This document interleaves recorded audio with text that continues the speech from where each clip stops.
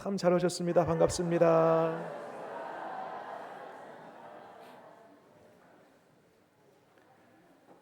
나무는 땅을 떠나서 살 수 없지요. 물고기는 물을 떠나서 살 수 없습니다. 사람은 하나님을 떠나서는 살 수가 없습니다. 나무는 땅에 박혀 있을 때 가장 행복합니다. 물고기도 마찬가지 물에 있을 때 행복하지요. 사람은요, 하나님 안에 있을 때 가장 행복한 줄 믿으시기 바랍니다. 예배란 하나님 안으로 깊숙이 들어오는 시간이 예배 시간입니다. 지금 이 예배 시간을 통하여서 하나님과 만나고 하나님 안에 거하고 또 우리 속에 있는 모든 문제들이 해결되어지면서 신령한 하나님의 은혜를 덧입는 복되고 행복한 시간 되어줄 줄 믿습니다. 여러분, 우리 대한민국 우리나라의 최대 명절 하면은 양대 산맥처럼 두 개의 명절이 있지요. 하나는 설날이고 하나는 추석입니다. 우리 기독교에도 명절이 있습니다. 최대 명절 딱 두 개만 꼽으라면 하나는 성탄절이 되겠습니다. 또 하나는요, 부활절 되겠습니다. 질문 한번 드려볼게요. 성탄절이 중요해요? 부활절이 중요해요? 어떻게 그렇게 바로 답을 하실 수 있습니까? 눈치가 빠르십니다. 물론 그 경중을 따질 수 없습니다. 그런데 다른 타 종교와 비교했을 때에 다른 타 종교에 비해서 우리 기독교가 더 우월하고 뛰어나고 차원 다르다라는 그러한 측면과 차원에서 생각해 보면 성탄절보다 부활절이 훨씬 더 중요한 명절이 되겠습니다. 쉽게 표현해 보면 다른 타 종교에도 그 종교의 창시자들의 탄생일이 있습니다. 예를 들면 석가모니의 탄생일 해서 4월 초파일, 그 외에도 타종교에 여러 창시자들의 탄생이 있단 말이에요. 여러분, 만일 부활절이 없이 예수님께서 탄생하신 성탄절만 있으면 다른 타 종교의 탄생일처럼 똑같이 예수님도 그와 같은 사람들의 취급을 받을 것입니다. 그런데 예수님께서 죽으시고 사흘 만에 부활하심으로 말미암아 그 부활절이 있음으로 인하여 예수님이 진짜 이 땅에 오시는 참된 구주가 되시는구나, 진정 부활하신 예수님을 보니까 구약에서 말씀하고 있는 그 기름 부음 받은 자 메시아 그리스도, 그분이 바로 예수님이시구나 라는 것을 이 부활절을 통하여 정확하게 입증하게 된 것입니다. 그러므로 다른 타 종교에는 부활절이 없어요. 유일하게 딱 우리가 믿는 이 기독교 안에만 부활절이 있는 것입니다. 그러므로 다르게 표현하면 오직 예수님만이 참된 구주요 메시아요 그리스도가 되는 것입니다. 이런 차원에서 성탄절보다 이 부활절이 훨씬 더 중요한 명절이 되는 것입니다. 여러분, 이 복음이라는 말을 우리가 신앙생활을 웬만큼 하신 분들은 많이 들었을 거예요. 복음이 뭐죠? 복된 소식, 복복자의 소리음자를 쓰지요. 초대교회 사람들은 이 복음 하면은 딱 두 가지를 떠오르고 이 두 가지 외에는 다른 얘기를 하지 않았습니다. 복음의 내용이 뭐냐? 첫 번째, 예수님께서 죽으셨다라는 거예요. 어디에서요? 십자가에서. 예수님이 십자가에서 죽으셨다. 두 번째 복음의 내용이에요. 십자가에서 죽으신 예수님이 사흘 만에 부활하셨다. 그래서 복음 하면은요, 두 가지, 십자가의 죽음과 그리고 부활, 두 가지로 요약해 볼 수 있습니다. 이 두 가지의 내용을 딱 한마디로 요약하면 복음이란 뭔가? 복음이란 예수 그리스도이십니다. 그래서 여러분 사복음서가 있죠. 마태, 마가, 누가, 요한, 이 성경의 네 권이 복음서인데 이런 거예요. 마태복음이 뭐냐면요, 마태가 본 복음이 뭐라고요? 예수님이에요. 마태가 본 예수님이 마태복음이에요. 마가 복음이 예수님이에요. 마가가 본 예수님이에요. 마찬가지로 누가, 요한 동일합니다. 복음은 곧 예수 그리스도이십니다. 자, 그 다음에 중요한 게 있습니다. 조금만 집중해 보세요. 복음은 예수 그리스도이신데 예수 그리스도에 대하여 중요한 7가지 요소 혹은 7가지 교리라고 말씀드릴 수 있는데 중요한 7가지가 있어요. 여기에서 하나라도 틀어지거나 빠지면은 이단입니다. 7가지가 뭐냐? 첫 번째, 예수님의 신성입니다. 우리 예수님은 하나님이시라는 거예요. 신적인 능력, 신적인 영역 안에 있다는 거예요. 예수 그리스도의 신성, 첫 번째. 두 번째, 예수 그리스도의 인성. 우리 예수님은 사람의 몸을 입고 오신 완전한 인간이라는 거예요. 세 번째, 삼위일체. 우리 예수님은 성부, 그 다음에요 두 번째 위인 성자, 성령, 각각의 위를 가지고 있지만 이 세 위가 일체 하나예요. 삼위일체 하나님, 그 두 번째 위이신 예수님이 그렇다는 겁니다. 삼위일체. 네 번째, 동정녀 탄생. 다섯 번째, 예수님의 십자가 죽음. 여섯 번째, 매우 중요합니다, 육체의 부활. 마지막 7번째, 예수님의 재림. 여러분이 7가지 중에서 한 가지라도 왜곡하거나 틀어버려요. 그 이야기를 바꿔요. 아니면 슬쩍 빼요. 그러면 이단입니다. 오늘날 이 시대에 이 3가지 교리들 중에서, 이 7가지 교리들 중에서 크게 3가지의 교리가 심각하게 공격을 받습니다. 하나는 예수님의 신성, 두 번째 동정녀 마리아 탄생, 마지막 세 번째 육체의 부활. 이 3가지를 오늘날 이 시대에도요 많은 사람들이 공격해요. 그 중에서도 가장 맹렬한 공격을 받고 있는 요소, 이 교리가 뭐냐면은 예수 그리스도의 육체의 부활입니다. 종교개혁지라고 알려져 있는 저 서방의, 유럽에 있는 영국, 프랑스, 그리고 미국, 기타 이 서방에서요 지금도 이 순간에도요 예수 그리스도의 그 부활은 일어나지 않았다, 그 일은 있을 수 없는 일이다 라고 하면서요 청춘을 바쳐가면서 그 젊은 시절을 다 예수 그리스도의 부활을 부정하는 시간에 투자하면서 논문을 쓰고 학위를 받는 사람들이 얼마나 많은지 모릅니다. 다 마귀의 하수인들이지요. 여러분 꼭 기억하시기 바랍니다. 지금 2000년이 흘렀음에도 불구하고 예수님께서 부활하지 않았다라는 증거를 단 하나도 찾지를 못했습니다. 단 하나도 예수 그리스도의 그 부활의 증거를, 부활하지 않았다는 그 증거를 찾지 못하는 그 자체가 부활의 증거가 되고 말았습니다. 여러분, 예수님은 십자가에서 죽으시고 사흘 만에 부활하셨음을 믿으시기 바랍니다.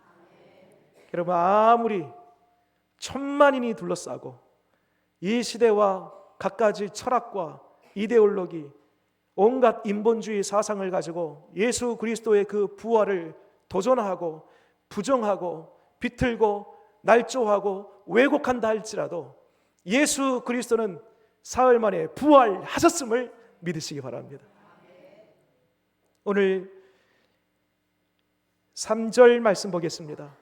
우리 예수님의 부활은 성경대로 이루어진 것입니다. 3절 같이 한번 읽어볼까요? 시작. 내가 받은 것을 너희에게 먼저 너희에게 전하였노니 이는 성경대로 그리스도께서 우리 죄를 위하여 죽으시고 4절 장사 지낸 바 되셨다가 성경대로 사흘 만에 다시 살아나사. 성경대로라는 표현이 두 번, 3절 한 번, 4절 한 번, 두 번 반복됩니다. 3절에서는 그리스도의 그 죽음이 성경대로 죽으셨다라는 거예요. 이사야 53장 말씀에 그가 찔림은 우리의 허물 때문이요 그가 상함은 우리의 죄악 때문이라. 그가 징계를 받음으로 우리가 평화를 누리고 그가 채찍에 맞음으로 우리는 나음을 입었도다. 또 4절 말씀에 한 번 더 성경대로 이번에는요 사흘 만에 다시 살아났다라고 그 부활을 얘기하는데 성경대로 살아났답니다. 어디에서 성경에서 말하고 있나? 시편 16편 10절의 말씀 보면은 이런 말씀이 있습니다. 내 영혼을 수월에 버리지 아니하시며 주의 거룩한 자를 멸망시키지 아니하실 것임이니이다. 이게 무슨 말이냐면요, 다윗이 하나님께로부터 계시의 영을 받아서 다시 다윗의 입술을 통하여 오실 예수 그리스도께서 죽으시지만 그분은 영원히 죽지 아니하고 다시 부활하여 영원히 살 것에 대하여 예언해 놓은 것입니다. 이것이 바로 성경대로입니다. 그렇습니다. 우리 예수님의 죽으심과 그 부활은 이미 수천 년 전에 하나님의 사람들이 그 입술을 통해서 예고했고 그 예고한 대로 이루어진 사건이라는 것입니다. 예수님의 부활을 목격한 사람들이 있습니다. 오늘 5절 말씀 볼까요?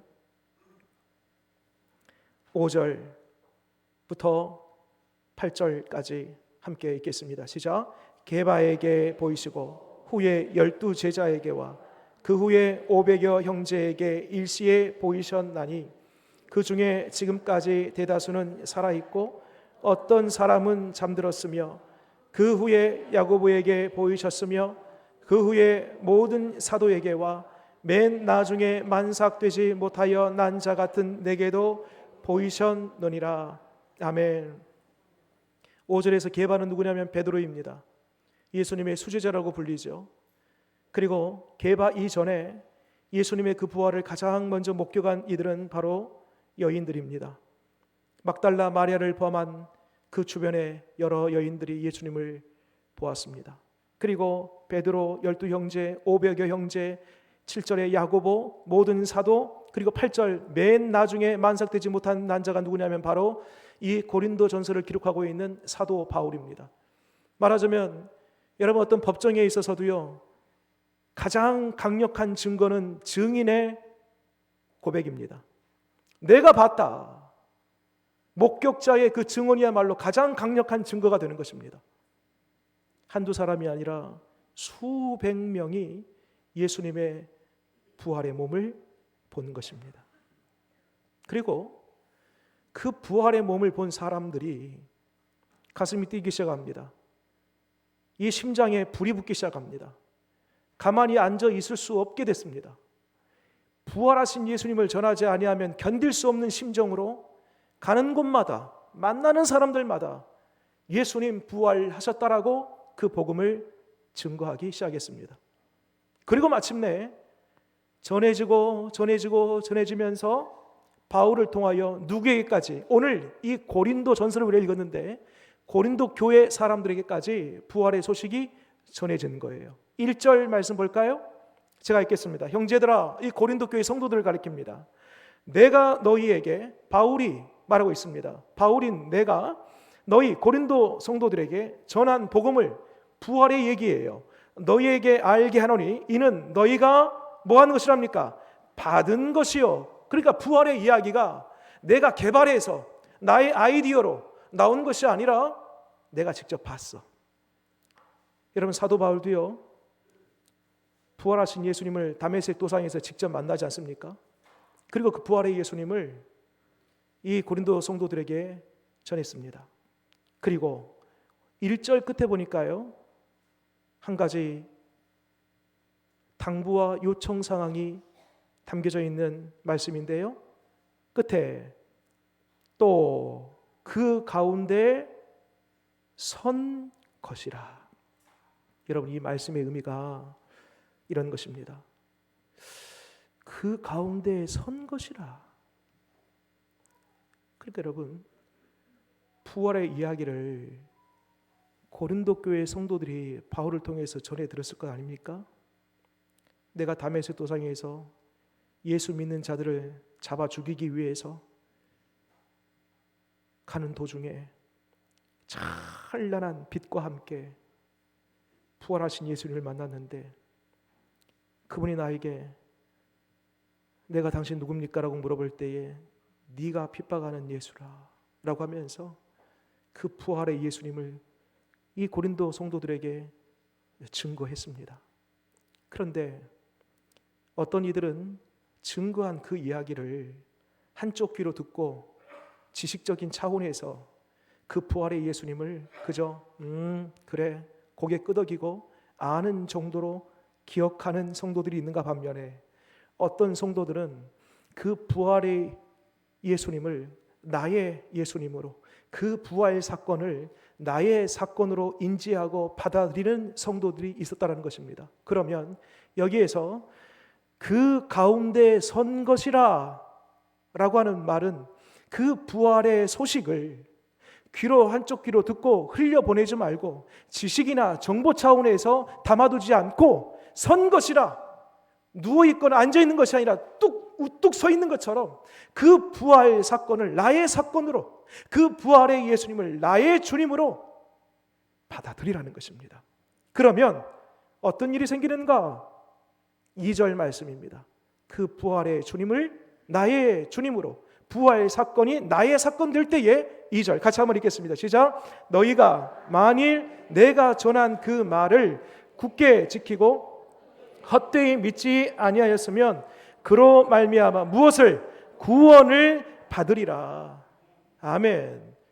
여러분, 예수님의 이 부활 사건에 대한 이야기는요, 믿는 사람들이든 믿지 않는 사람들이든 웬만큼 다 부활절이 되면은 예수님 부활하셨는가 보다 누군가로부터 듣거나 뉴스를 통해서 듣거나 어찌됐건 들어서 알고 있단 말입니다. 그런데 들었다고 해서 부활의 능력, 곧 구원이 나타나는 것은 아니에요.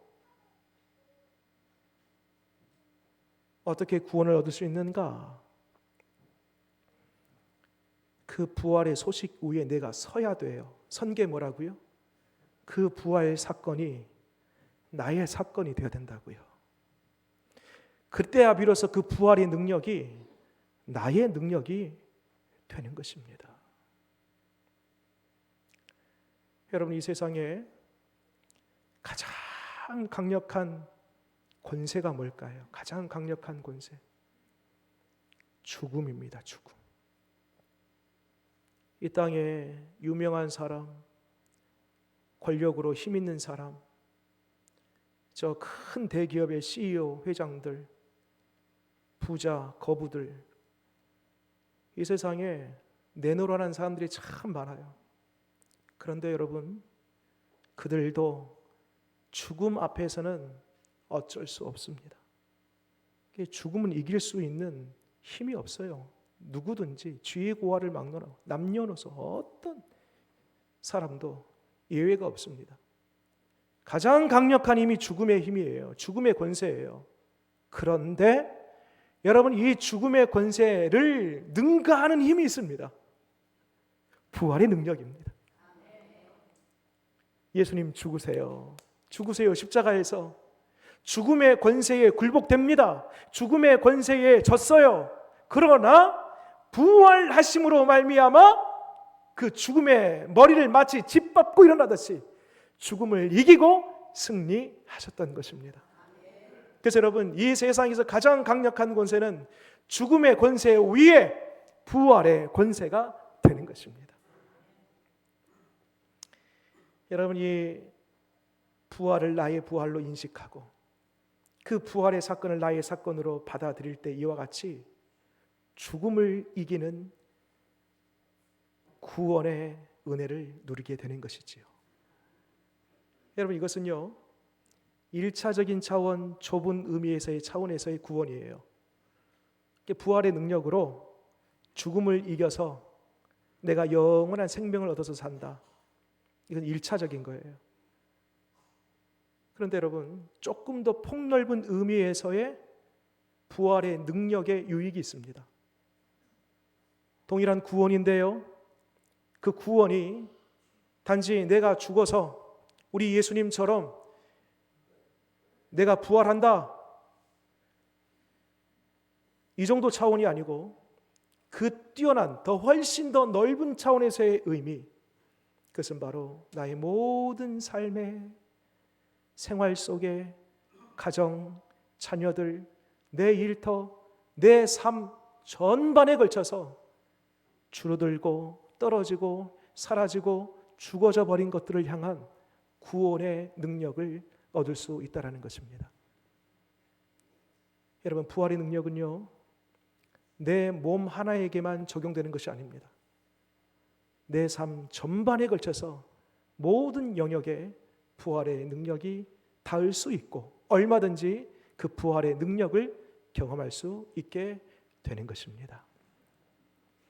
여러분, 이 자리에 언젠가부터 내 생활이 쪼그라들고 영역이 줄어들고 뭔가 계속 문이 닫히고 잠자는 것 같고 죽어져 가는 것 같고 이러한 우리의 상황과 현실들이 있습니까? 여러분, 바라기는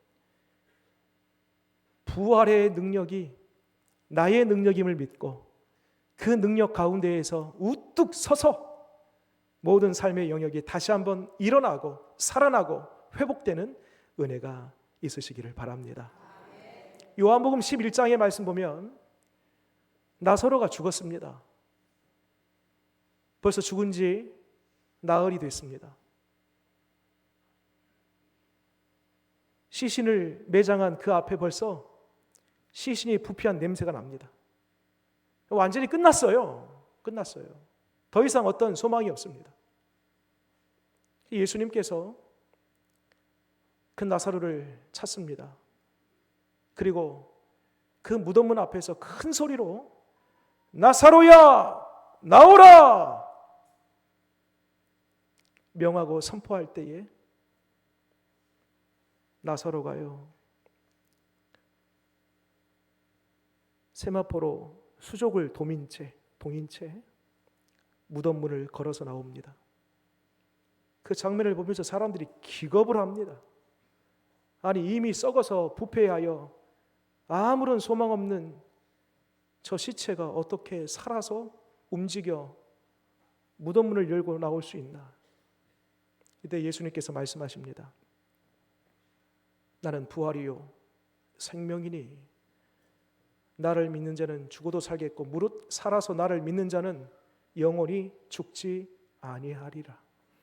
여러분이 나사로를 살리는 이 사건은 예수님께서 죽으시고 사흘 만에 부활하실 것에 대한 그 부활 사건에 대한 예표요 그림자입니다. 모형이에요.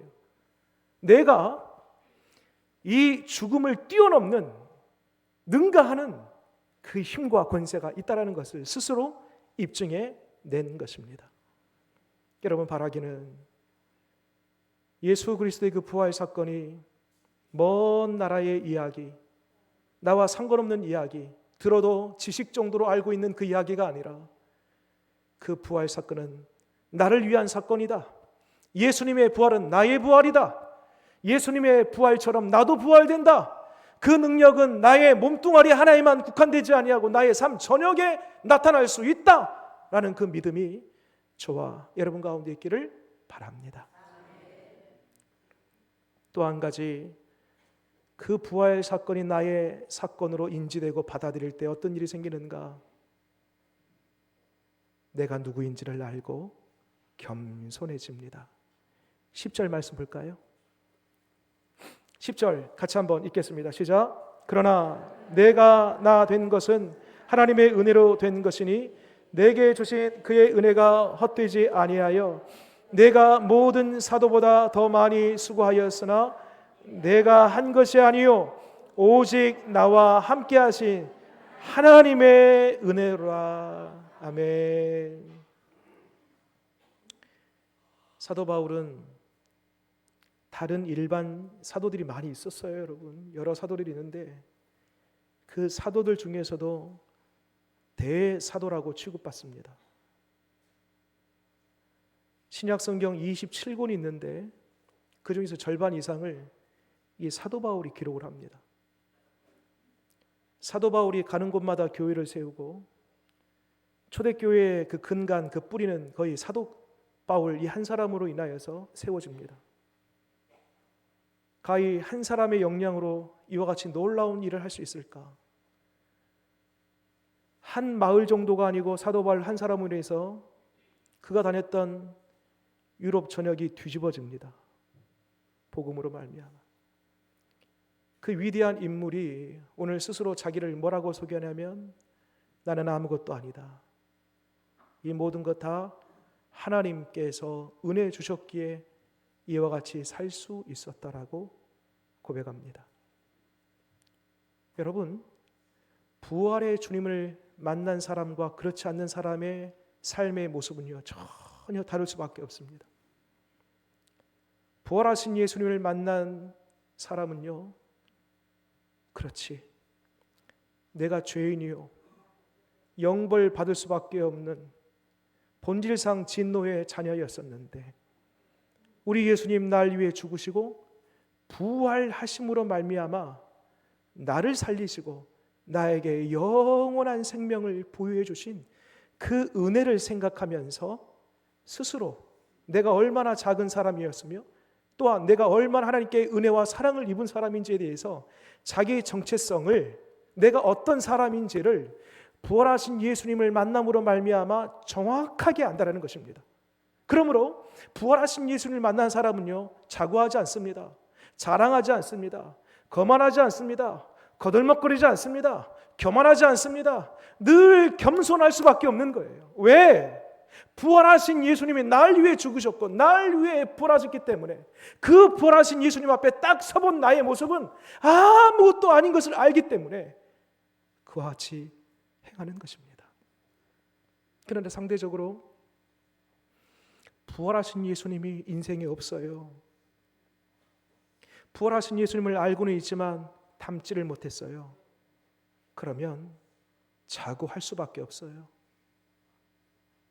내 인생 내 것이에요. 아직까지는 내가 이만큼 하면 그것을 우쭐거리고 자랑합니다.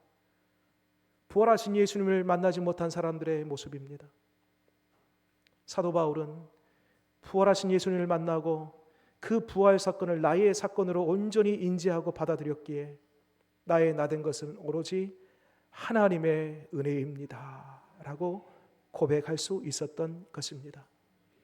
여러분, 바라기는 오늘 말씀을 듣는 중에 이 자리에 이미 부활하신 예수님을 만나신 분들도 계시고 이미 부활하신 예수님 나의 주인으로 모시면서 그 부활 사건 나의 사건으로 받아들이는 분도 계시겠지만 아직까지 부활 사건이 내 눈 앞에만 있는 분들도 계실 것입니다.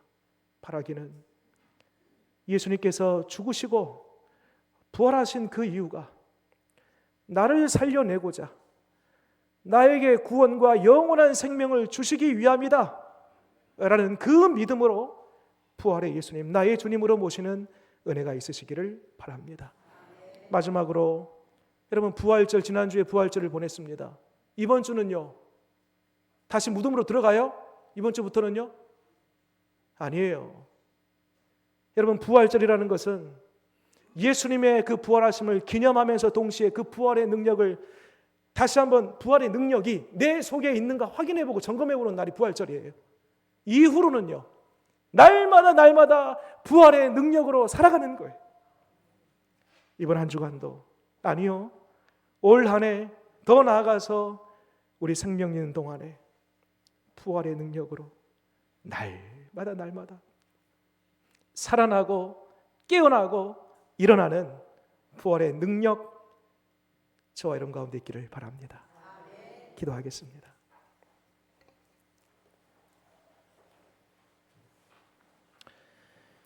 주님, 부활 이야기 참 많이 들었습니다. 지난주도 듣고 이번 주도 들었습니다. 앞으로도 들을 것입니다. 그러나 하나님, 많이 들어도 그 부활의 능력이 나의 능력이 되지 못하면 주님의 그 부활은 아무것 되지 않은 것임을 보게 됩니다. 바라옵기는 예수님의 그 부활 사건이 나의 사건이 되기를 원합니다. 예수님의 그 부활의 능력이 나의 부활의 능력이 되기를 원합니다.